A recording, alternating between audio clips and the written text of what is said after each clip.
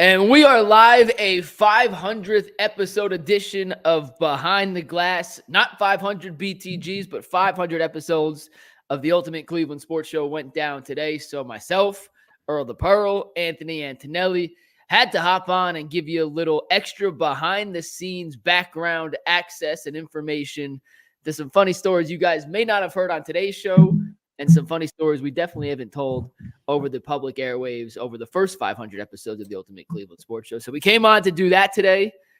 Earl, you just had an Ultimate 216 show. How'd that go? Tell the people what they missed if they did not catch it live. Oh, man. So, since there ain't no more non-competes going on, I have my homeboy Spencer German pull up from 92.3 The Fan. Did a show with him on the Ultimate 216 platform. Make sure y'all go back on YouTube after this show and check that out. That was fun. It's good to be back here with my guys. I feel like we did Behind the Glass. Like, my hair was probably like 3 inches shorter the last time. Like, bro, mine too, honestly. You can't tell, but me too, dude. So, it definitely feels good to be back on this platform. But I had a lot of fun with Spencer, man. And, try to mix the life and the sports and give the parallel. And the message was pretty much like preparation, man. When like preparation meets opportunity, it's the whole point of it is putting yourself in position to be prepared for whatever's coming your way.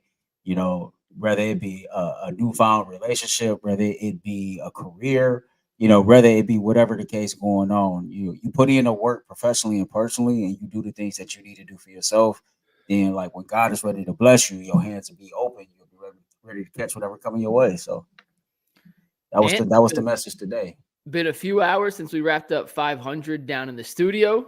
How have you celebrated in the last 3 hours, essentially, of accomplishing 500 episodes of the Ultimate Cleveland Sports Show? You're one of the OGs. You're with us. I went home and I had my lunch. That was about it. But yeah, no, I mean, it was a crazy moment.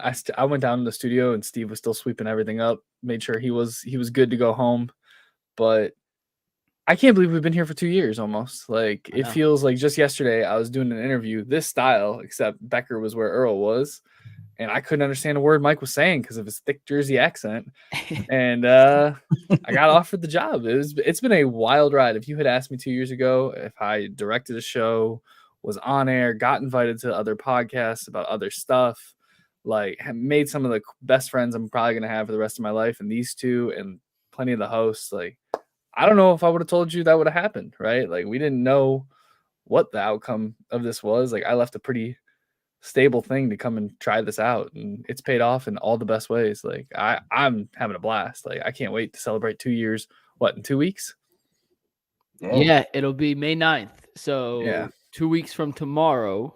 So that's something to keep an eye out for. I'm actually sending myself a couple pictures from like the true inception of UCSS, so people actually understand where this has come from to where it is now and why accomplishing 500 is no small feat. So I apologize for texting as I'm doing this, but I'm gonna get these in the show for you guys he's before doing we that.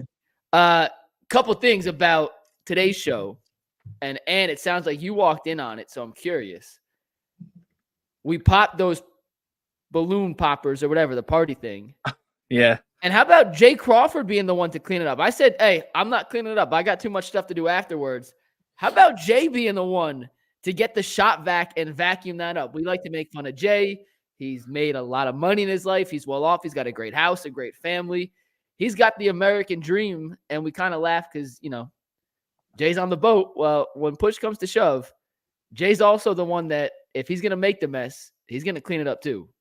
Yeah, no, it was all cleaned up before I even walked out of the studio. Like Steve was just finishing up one little spot.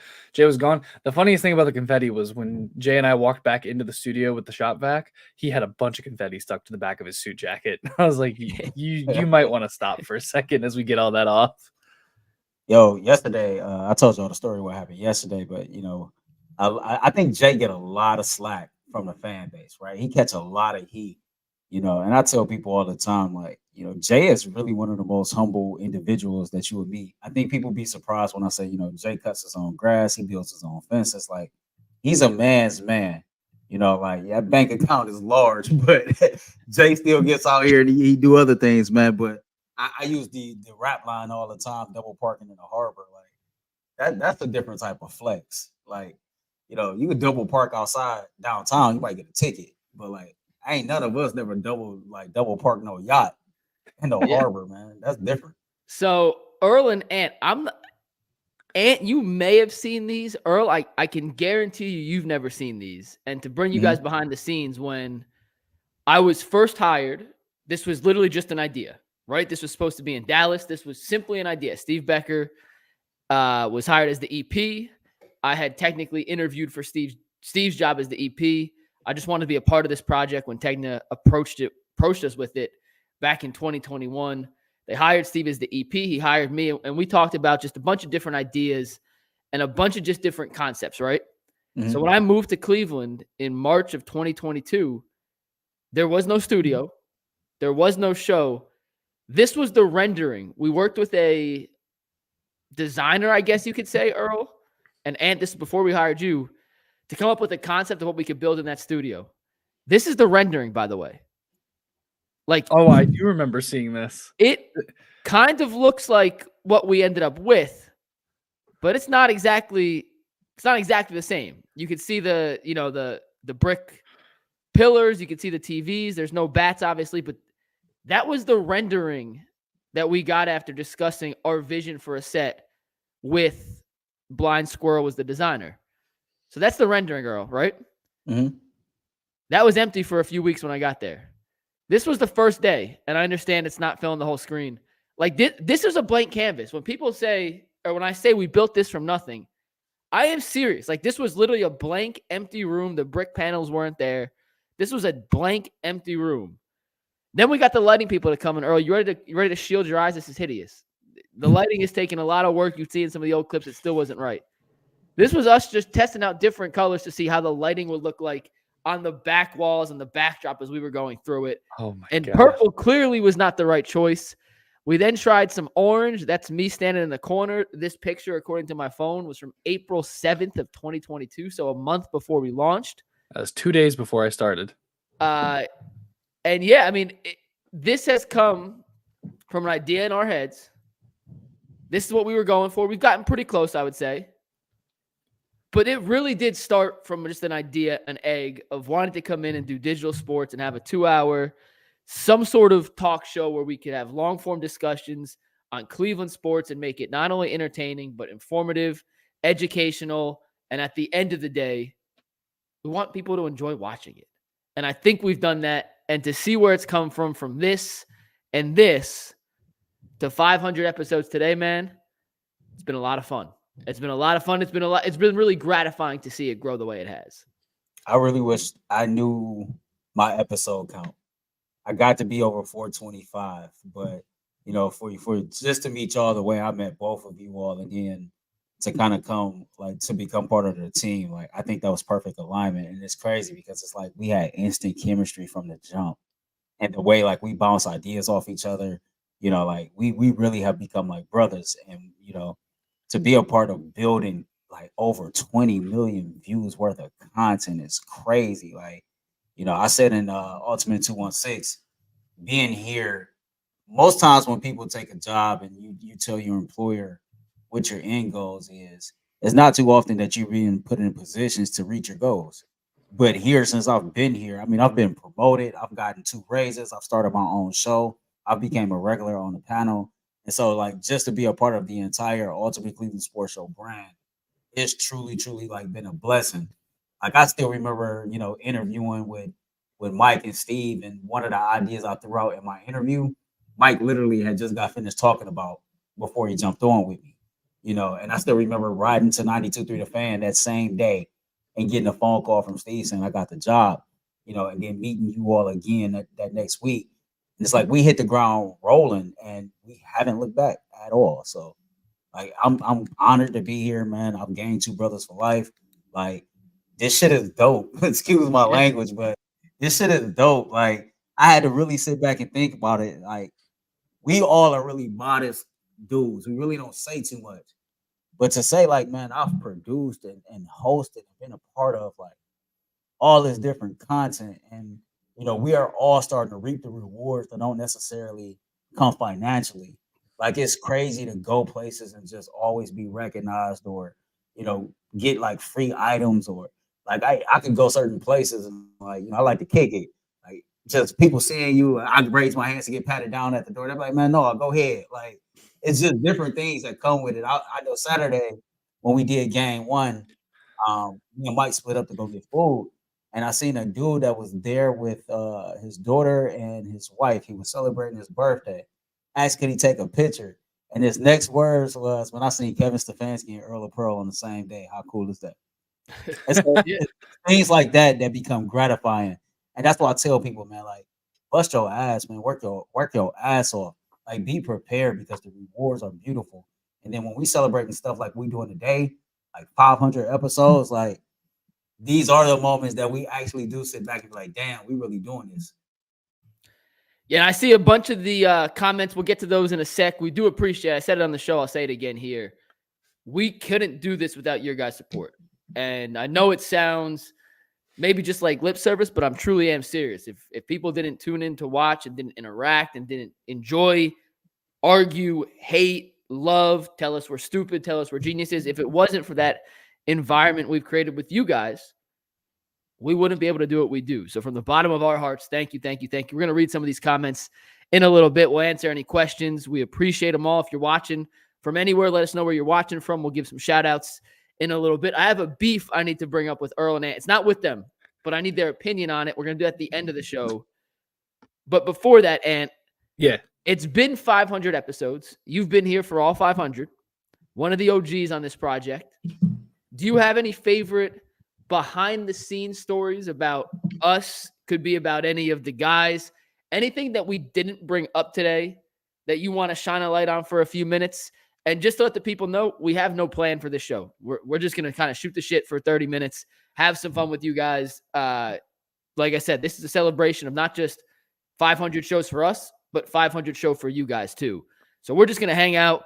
Like I said, we'll get to the viewer comments, but Ant, we'll start with you. 500 shows. What are some favorite behind-the-scenes moments that we didn't touch on during the real show today? Oh, well, so I have a personal one, and this was when I realized I was in way over my head when I got hired for this job. So there's a big conference room upstairs, and we used to meet every single day at like 9:30. Like we actually used to have legitimate production meetings. Now it's just a phone call because we all kind of know what we're doing. But I sat down next to Brad, and you guys know I'm like the black sheep of the family. I don't know the ins and outs of everything that we do when it comes to the sports sides of stuff. I'm the production side of stuff. And I sat down next to Brad, and they're like, yeah, he played with Michael Jordan. And I was like, okay, that's pretty crazy.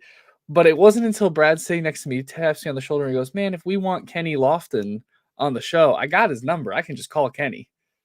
And like, I got Kenny. So where you at, Brad? Yeah, Brad, like, come on, get to it. But like, that was the moment for me that I was like, oh, this is legit. And then like bounced right to Jay when Jay's like, yeah, I can call Stephen A and Skip and see about that, getting them on. I was like, wow, I came from down the road. Like I was a nobody video editor. So this was kind of crazy to just get thrown in with all these guys who have these connections. And like Mike's no slouch either. Mike had plenty of connections when he started here. So I felt like I was like the real like vanilla new guy in the whole series of everything. So it's just been great to take in and like learn everything from everybody. You put on today's list, we had more than just the ones we mentioned. You had mentioned the upside down glasses for Tyvis as a personal favorite moment of yours. You mentioned going and scouting Jason's new car with Polk as another. This is your chance, Ant. Any moments you want to shine a light on? Earl, I'm coming to you next, and I'll close this up. But yeah, probably the one where I went out with Polk in the car, because that was such a just spur of the moment. Back before Earl joined us, like a lot of people don't know, it was just like the two of us sitting back there pretty much every day. So I was covering a lot of what Earl does. Not mention. Like I was covering a lot of what Earl does, like, and plus what I do. So we're sitting there, and Polk just gets up out of the chair, grabs me, and we start running upstairs. I was on a 30-second delay. I didn't even know they were talking about the car yet. And I had to figure out how to call into vMix so that we could get a camera outside, basically using my phone to like go and check out this car that Jason did not tell his wife he was going to buy. And that'll probably be one of the funniest moments forever. And then Evan 419 cornering me in the bathroom at comedy last year was pretty funny. Wait a minute. I had to go to the bathroom, and he was like, hey, it's nice to meet you, Ant. I was like, can we do this outside? Hey, those are probably some of my favorite moments. Eminem was like, "But I can't even take a leak in the bathroom without somebody standing by." Earl, what about you? What are some of your favorite moments behind the scenes, whether it's in the lead up to a show, something that happened on the show, something that's happened outside of the realm of UCSS that we didn't touch on today? We spent a ton of time on the show reliving the best moments, so stuff that we didn't touch on today. Man, it's so many. I think, like, I'll just say this. A lot of my favorite moments, I don't think I would ever be able to speak about out loud.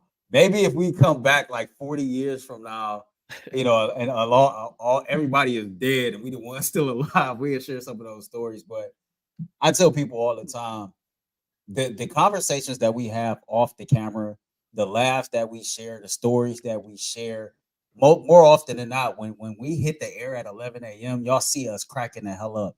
And it's typically because of conversation that it took place prior to. But like when we're up here in the office preparing the show, and I think it's dope that we actually prepare all the content for this show.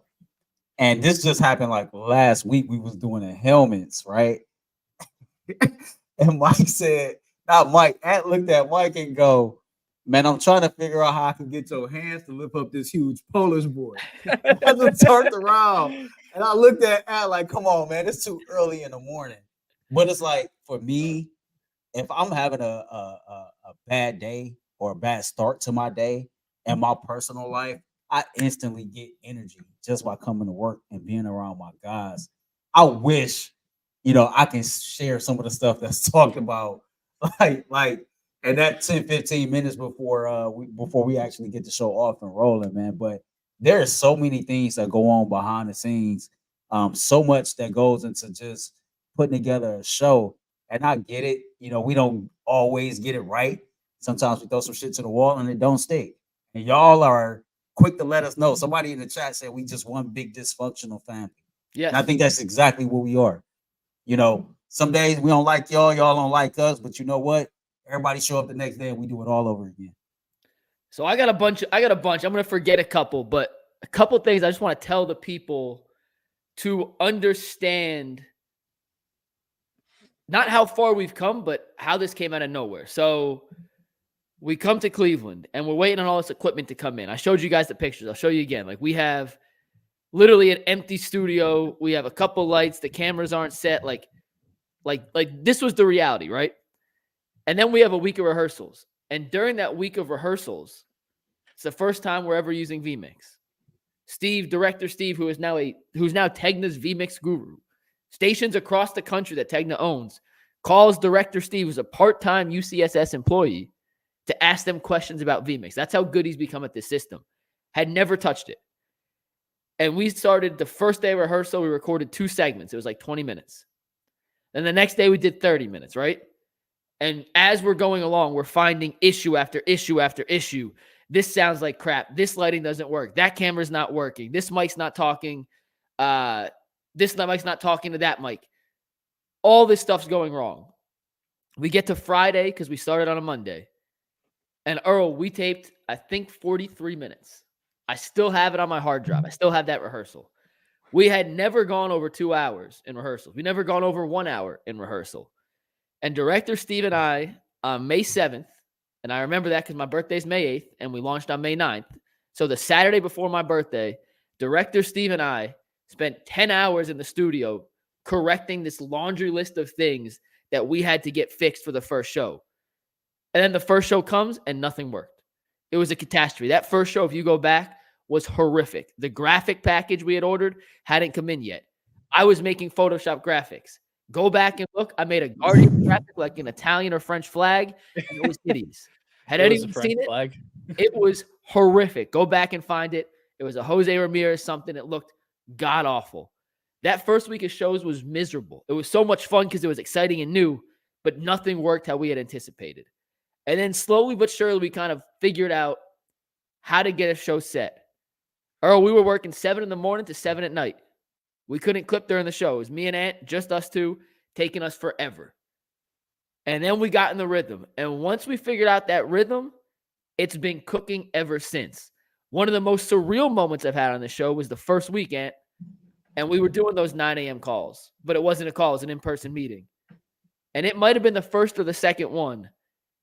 And I met Jay, I met Bull, I met Brad, I met Polk, I met G, but we're still unfamiliar with each other. I haven't known him for more than a month. And when they got into a heated debate before the show on one of the topics, like one of the classic Bull Jay debates, and I'm sitting there like, hey, save it for the show. Save it for the show. Like, we got a whole show coming. Well, I now learned that they could argue for an hour beforehand and then pick it up like that at the at the flash of a camera when the actual show starts. But I didn't know that. So I was like, God, I hate you guys. We just wasted a great topic. Like, no one saw that. I was pissed. Well, it turned out to be a good topic on the show, too. That was a surreal moment. Some other things that I will always cherish. Comedy night, when we did stand-up, was the first time it felt like we had embraced ourselves within a community, and the community came back and embraced us as well. And I'll never forget meeting people that night who paid money, and it was for charity, granted, but paid money to come see me and Anthony do terrible stand-up just to hang out with us. Like, that was a legit life-changing experience, and we're trying, and I had a good conversation. We're going to try getting that up for the second run this summer. We've had situations at Cavs games, Earl, where people recognize us and tell, hey, love the show, yada, yada. That'll never get old. But one of my favorite moments behind the scenes, and then I'll open it back up to you guys, my favorite moments behind the scenes that we didn't talk about today, that I'm not quite sure we've talked about before, is when G. Bush comes in pre-show, and he's always late, but the days he comes in early, and somehow we get on a conversation about anime or Dragon Ball Z or whatever, and I swear G becomes a philosopher like none other. He becomes the second coming of Socrates. And this man has more useless information stuck in his brain than anyone I've ever met. And watching director Steve try to ask G. Bush questions about like the parallax universe in Dragon Ball Z and why Goku didn't power up at one situation. I wish we could find a way to capture that and edit out all the stuff that is off the record and literally cannot be put out to the public or people would get in a lot of trouble and give it to the audience. But there are so many little things that happen on a day-to-day basis that make this so much fun. And I just can't thank you guys all enough for being a part of the ride. No, that reminds me. I love when G's in those kind of moods because he'll just be like, you seen the show? I'll be like, yeah, you seen the show? And we'll just go for like the entire 40 minutes of the show. The two of us can just go. And Steve does just stand there like, I'm very confused about what these two are saying. Like, it could be totally foreign language to you guys, but you'll sit and listen. That's what need a podcast, Mike. G and Ant need a podcast because there's an audience for that stuff, and them two can literally go for hours and hours. I think for me, it's not even necessarily, I guess it is behind the scenes because they don't know, but like when I first came aboard and became a part of the team, and Steve is kind of throwing my number in the group chats, and I remember you all was going back and forth. And I kind of like just jumped in there and said my 1-2, and Jay go, yep, he fits right the hell in. And I think the very first cool moment I had. So what the fans don't know, what the people who watch every day, they know we do like a 10-minute intro before we actually get into our topics. And that was the first real suggestion I had that was a real major change in the show's format. And so it really made me feel like, okay, I really am a part of something, right? Because I'm not gonna lie, when I first got here, it was really just, keep your eyes open, keep your ears open, keep your mouth shut, and just learn, and to actually have like a suggestion or opinion I had really be implemented because it made sense. It was just like, okay, I see what type of team I'm on. So another cool moment was just being kind of being accepted by DeQuell and Joe Thomas. Like those two in particular, like two Browns legends who and Tim Couch too. I don't want to forget Tim and Leroy, but Leroy in a different sense, but Joe and DeQuell in particular, for just out of the bat being like, all right, I'm part of the show. We're going to have fun. Let's do it. Like gave it some legitimacy off the top. And that was really cool to see. You guys cool if I read some viewer comments and then I got to let's get to it, man. Pick a beef with not you guys, but I got a beef to pick that. We men of the people. We're going to read every comment here. There's not a ton, so we're going to read them. Felonious Monk says behind the glass. Shout out to Felonious Monk. Nick Coleman says, great show today, fellas. One of my favorite moments wasn't mentioned when Mikey Doot Bull on a real waved NFL player's name, Jadakiss Bonds. That was a good moment. I like getting Bull with the fake names. And Jadakiss Bond, all-time great name. Taylor Summers, what's up? Felicius Monk says Gavin Williams shut down another week. We're going to talk about that tomorrow on the show, so I don't want to give too much away. Plasma Void says, behind the glass, hell yeah, nice to see after the great episode earlier. Robert says, good show, boys. Good times from Cali. Shout out to Cali. We had calls today from Melbourne, Australia, from Munich, Germany, from Miami, and now we got California. Mike J says, what's up? Plasma Void says, you guys owning, well played. Mel, salute. Mike J, we appreciate you tuning in. Adam H, I love this comment. Thank you, Adam. The only show I'd ever take time to watch the production cast of. The show has been a staple for what feels like forever now. We appreciate that, Adam. Robert Bronson says, that's what matters if you can flow together. I guess I missed the first part of that one. Mel, to your point, one big dysfunctional family, Earl. That was the comment you were referring to. Absolutely correct. And I think that is a compliment, by the way. I can see how some people may not, but I think that's a compliment, right? Facts. I do too. Kyle Brenner, our de facto, if Ant can't make a graphic, we know Kyle can. Big shout out to you guys all. Such a great show. We appreciate that. Floyd, super proud of the whole crew. All your content is dope. Congrats on 500 episodes. We appreciate you for that. Mel says, my guy Earl pulling up on the ladies like, I got my press pass. Mel also says Evan was out of pocket for cornering Ant. Adam says, I've only ever had one job like that. I miss it every day. Talking about how much we enjoy coming to work. I truly cannot emphasize enough how much of a difference that makes in your daily happiness and your daily life. Mel says, Ant needs security after that Evan encounter. Ant, would you care to comment? No, seriously, it wasn't that bad. Evan's the man. We have met Evan a few times. Good guy. Carrie says, congratulations on 500 episodes. Mel says, I led the charge with Ant and Earl emojis. He did. He definitely did that one. Yep. Adam H said, old dog learning new tricks. GG Steve. Phil Bowman says, behind the glass was popping. Ahmad says, McNuggets kept saying, you guys come to Cleveland. Where are you guys from at Tegna? Tegna has 82 TV stations across the country. I was working at a TV station owned by Tegna in Texas before this. The initial plan for the Ultimate Sports Show was supposed to be in Dallas at the Tegna-owned station in Dallas. When that fell through for some contractual reasons, Tegna was going to get sold to another company. That never happened. The show got moved to Tegna's second biggest sports station, which was WKYC in Cleveland. Felonious Monk says, Uncle Phil, we're the only ones here with the number 1 on our shields. I think that means they're a 1-year member, right? Yeah. They're the OGs of us, man. The OGs. Yep. Adam, They're did the you OGs. watch the G and Ant podcast together? That'd be fun. Genuinely. He also says, my name on here changed because of this show. I was never active on YouTube before. We love that. Ahmad, I hope I answered your question before. It was supposed to be in Dallas. That is Tegna's biggest station, WFAA in Dallas. There was reasons it fell through. Cleveland was the second biggest. And we have plans to launch the Ultimate shows in other cities. Ultimate Dallas show now exists, actually. It's a TV show, much more like our Friday WKYC show. It's once a week. But Tegna, Steve, myself, Earl, and Ant hope this expands to other cities because what we've built here in Cleveland, we think is replicable in other cities. It won't be as good.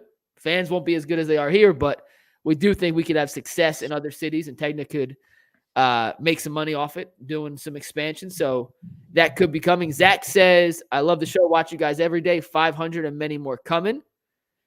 Jonathan says, I'll never forget meeting McNuggets at a restaurant in Cleveland Heights and trying to explain to my friends who McNuggets is. Oh, hey, Jonathan, you're still watching. Was that at the Fairmount? If that's who I think it is, Jonathan, put another comment in here. But if that I was was literally just talking about the Fairmount. I got a funny story on the back end of that, if that is who Jonathan is. Appreciate it, Jonathan. Tack says, I'm from East Cleveland, but live in Texas now. Y'all make me feel like I'm back home. Keep doing your thing. Donnie says, proud of you guys. You make my lunch hours more bearable. I appreciate it. Jonathan says, yes. Can I tell y'all one quick story about this? Yeah. So I was with Miss Nuggets and her cousins, who we've become close friends with, Annie and Paul and their daughter, Kenzie. They live over in not Euclid, it's East Cleveland. Shoot. You wait, hold That's on. the You think Fairmont Mayfield? area. No, think That's the- Mayfield's East Cleveland. we went to Zug over by Cleveland Heights. We went to the Fairmont after for a drink. They live. You take the highway. I know I could drive. I don't know the name of the town. They stay in East Cleveland though. Yeah, it's 20 minutes from downtown. It's east. It's 20 minutes east direction. Okay. Wycliffe. That's not They live in Wycliffe. It's just Not East Cleveland, Wycliffe. They live east of Cleveland in Wycliffe, not East Cleveland. I always get that confused. I used to tell people I balled in East Cleveland. They were like, "You ball in East Cleveland," and I was like, "Well, yeah, it's east of Cleveland." Listen, and they go, "No, I'm not letting Mike go to East Cleveland without me, y'all. I promise you. We need this dude every day. yeah." He's pulling up in East Cleveland like that. Trust me. I learned that the hard way. So Gabby, Miss Nuggets, has been around when I've gotten recognized before, but if you don't really understand what I do, and they kind of know, but it was one of the first times we ever hung out with them, they came over and were like, what was that? And I was like, well, like I told you, I'm on the show, and sometimes I get, and they're like, you're the most normal looking white dude of all time. Like, how the hell is someone going to recognize you out of a crowd? And I was like, because we got the best fans in the damn world. Like, people watch and they recognize, and it's part of the relationship we've built as talent to audience. And it is, it's special. But the car ride back of them asking how often does this happen? Do you consider yourself a celebrity? To which I always say no. I'm a Z-list celebrity at best. If there's a letter lower than Z, that's where me, Earl, Ant fall. Like, we are not real celebrities. We are fake celebrities, but I enjoy everything that comes with being a fake celebrity. So, Jonathan, I appreciate that. That was great timing. All right, I do got a beef, though, Earl. Mm-hmm. I got a beef. And this actually, I saw a comment here that I want to pull up because it was quasi-related to that. Hold on. Where was it? All right, Felonius says, the Pearl gives the show 216 credibility for me. Isn't he the only native on the show? Before I address that, Earl, tell the people where you're from. Ant, tell the people where you're from. We're going to go around the panel and tell people where they are from, and that's going to bring me to my beef. Earl, where are you from? I am from 148th and Lakeshore. We call that there the 10th Ward. That is located in the inner city, aka the hood of Cleveland, Ohio. That is a detailed version of exactly where I'm from. I am from Ridge and Snow Road right here in like the heart of Parma, like right off 480, south side of 480. And it's also known as what? The Dirty P. The Dirty P. So G. Bush is from Canton. Mm-hmm. So Cleveland-ish. Bull's from Brooklyn. Jay is from Cleveland, the greater Cleveland area. Is he from Chagrin? No, Jay's from Sandusky. Sandusky. But that's still Cleveland-esque. And no. That's like an hour away. It's like the Cleveland market, though. Like, it's not even in the same damn county. Yeah, no, we're not counting Jay. Sorry. So Jay doesn't count as Cleveland? No. Sorry. Okay, fair. I'm from New Jersey. We don't hide from that. I've moved around for TV. I worked in Tennessee. I worked in Texas. I went to school in Boston. Now I'm in Cleveland. Earl, it is the only place I've ever worked where I've had people say, you can't comment on X because you're not from here. And yeah, that's definitely. When I was in Tennessee, I covered Virginia Tech and the University of Tennessee. And no one ever told me, hey, you can't talk about the University of Tennessee because you're from New Jersey. No one ever said you can't talk about Virginia Tech because you're not from New Jersey. When I was in Texas, I never had a single person say, you are not qualified to talk about Texas A&M because you're not from here. They may have disagreed with my takes because I was a realist on Texas A&M and they live in Aggie land and it's a cult down there and I love those guys, but it was never because you weren't from here. And in Cleveland, I see it more often. A lot of it's from Bull. A lot of it has to do with Bull, but I've gotten it some myself. Why is it that Cleveland's the one place of all the places I've been that feels like you have to be from here to be able to speak on it and be accepted? Not from everybody. Not from everybody. I'm gonna tell you why. Because most of our sports history isn't good history, right? And I think that I can go back to like when LeBron James was drafted here is when the tide started to turn. That's where more eyes came on this city. And people here locally who's really been in the trenches with all of these sports teams and that had to endure all the pain and suffering, we really don't want to hear no national tape.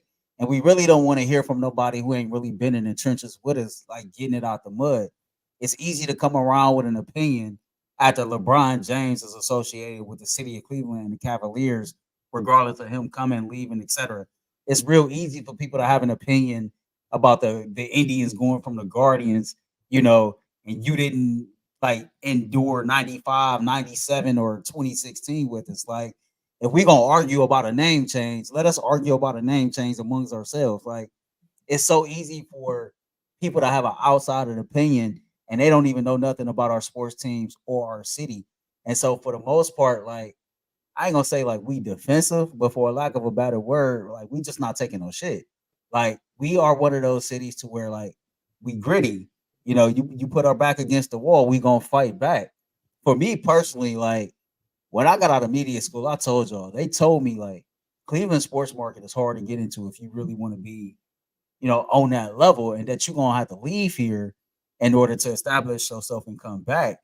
And for me, I was not having it no other way. I am from the inner city of Cleveland. I'm not going nowhere. This is my home. I've grew up as a fan of all these teams, and I'm one of the few people that covers sports in Cleveland that's literally from the inner city of Cleveland that was a fan for the better part of 30 years.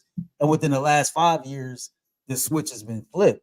And so, like, another part of it for me, the greater Cleveland area, and we talked about this morning, the greater Cleveland area seems to get more love than actual Cleveland. And for me, when I say representation matter, I don't mean skin tone to skin tone all the time. Like, I feel like I represent my city. I feel like I got my city back. Let's just use Bull for example. Bull is great as what he do. And his opinions sometimes they come off kind of crazy. And that's where I come in. It's like, hey, Bull, you out of pocket. Let me tell you how it really is. And so, like, it's things like that. Like, when people say it, I tend to agree with them. Like, somebody just said in the chat, man, it's 216 over everything. Like, over everything. And I get it. It's better places to live. It's other cities that got more going on, whatever the case may be. But no, man, this is my home. And like, I'm gonna be the man here. Like, And damn doing it anywhere else. I mean that for real. See, I view it as like from growing up. So I'm 26. I was born in 97, right? But growing up through like grade school, you just heard like, oh, Cleveland sucks. Like, everybody leaves Cleveland. Everybody leaves Ohio. Ohio's terrible. Like, the whole state. And like, don't get me wrong. Like, we have our problems. Every other place has their problems. But when you hear it, like, from those national media heads, like, especially when it's about sports, it's, hey, this is my thing. Like, I can talk bad about it when it's aggravating me. You don't sit here every day and go like through it like what you do. So shut the hell up. Like, it's just like, we can say it. Like, I can sit here and be like, oh man, you know, the lakefront sucks. Like, I want to redo it. I want to make it better. But if somebody from Jersey, no offense, Mike, came and was like, Cleveland sucks because it doesn't have a tourist trap like lakefront, I'd be like, get the hell out of here. Right. So I'll be like, yeah, it's like, it can be my piece of trash, but you're not allowed to call it a piece of trash. That's my attitude towards my city. Like, I love Cleveland and it has its issues and I will remind it of its issues. But if you say anything bad about it, it's on site. Yeah. That is fair. And I hear the basis of all of that. But like, when I'm breaking down film or I'm looking at a Cavs game or whatever, I don't think the way I break down film for a Cavs game, or let's say I was doing it for a Utah Jazz game, would be any different depending on the team or the city I'm from. So I feel like maybe it has to be more on a person-to-person basis and what, not audience member, but what consumer A versus consumer B wants. But I feel like as long as you're coming at it objectively, which granted, not everyone does. Like, there's a lot of dudes, and I've seen not just in Cleveland, but this was in Texas, this was in Tennessee. They have vendettas against certain teams, certain sports, certain areas of the country. And Earl, to your point earlier, a lot of that is absolutely true. But I saw someone say you can't break down film of the Cavs after game one because you're not from Cleveland. That's just Somebody a dumb told you take. that? And I was like, Now that's crazy. That's just a dumb take. I was at the game. Yeah, Like, that's a dumb take. Right. I was at the game. Like, Here's the difference. I had never heard that before, and it's something, you know. I'm not gonna try and sit here, and this is me. This is now me personal. Mhm. I ain't gonna break down tennis film. I never played a day of tennis in my life. But I do think I have some interesting insights on basketball the common folk may not be able to realize in real time because of what I've done throughout my life that I like share with people. So when I saw that, I was like, A, you either just really don't like me, which there are people that don't like me. That's fair. You know, you ain't going to please everybody. But that one kind of cut deep. I didn't like that one. I'll be honest. Like that. I've been about this for 2 days. I've been thinking about it for 2 days now, guys. Like he felt disrespected. Well, that's disrespected, but it's like tell me what on this film, like when you're breaking down film, it's very clear what you're pointing out, right? I wish I could have a back and forth with that person and be like, all right, what about this did you not like that make, if I was from Cleveland, you know what I mean? Like where did not being from Cleveland come in there? So that one cut deep. I've been thinking a lot about this over the last 48 hours. I can't even pretend to lie to you. Like this is weighing heavy on my heart. That's a bad take. And like in Bull's defense, like, I mean, you guys have lived here now for multiple years each. Like, I mean, Bull way longer, obviously. Like you have an Ohio license plate now, Mike. Like you're in. I do. You I have an Ohio license. You know what's the difference though between him and Bull? Like, rather it just be Bull being a professional and that's his sticks, like Bull agitates the fan base. Like Mike tries to like really, you know, kind of like embrace the city, and he has become one of ours. You know, a lot of what Bull does is an irritant to fans, and so I think that's why the energy. You are right. He's like the energy for both of them are different. You know, but you know, I tweeted something out the other day. I said, man, Mike is damn near like a basketball savant. You have really become one of the go-to guys in this city for basketball coverage. Like you work your ass off and you've come here and you've made Cleveland like your home. Like, you know, it don't even feel like, honestly, you from Jersey. Like when you talk, you don't even pay attention, but you say like we and us a lot. You don't refer to Cleveland like in a third party type of sense. Like you embrace it like it's your home. And, you know, you said it yourself, like, before you got here, you didn't know what to expect. And just like most people, they get here and they be like, damn, this is Cleveland. Like, I like Cleveland. People don't believe me when I say that. But like, if I could show you the amount of text I've sent my friends being like, hey, it's getting warm out. You got to come to Cleveland now. Especially it would be in the multiple dozens for this summer. Especially down like by the lake where you live. Like that's prime real estate for this city. Yeah. Yeah, I mean, I paid too much to live here because I didn't know where else to live, but yeah, I'm too lazy to move. But like, I love Cleveland. Like, I kind of feel like he should do it. I feel like he should move because he don't have to go through what we have to go through getting to work. Like, man, we deal with traffic every day, bro. If I get in before 8:05, it is a victory at this point. Mike just bring his ass up the hill, come down the street, he get to work, no problems. Like we deal with major highways and rush hour traffic every day. I'm gonna start riding my bike to work, so I don't gotta worry about that. One more orange barrel pop up at a spot that it's not supposed to be at this point in my morning commute, I'm gonna lose it, guys. I'm gonna lose it. Like, hey, last thing, then we'll wrap. But first off, Chris Gillespie, I appreciate that.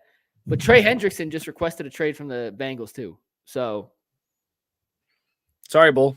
That's two of their top players on the trade market potentially. We'll see what happens if they'll pay up, but that's going to be a big loss. He's a really good pass rusher, a really, really, really good pass rusher. So, yo.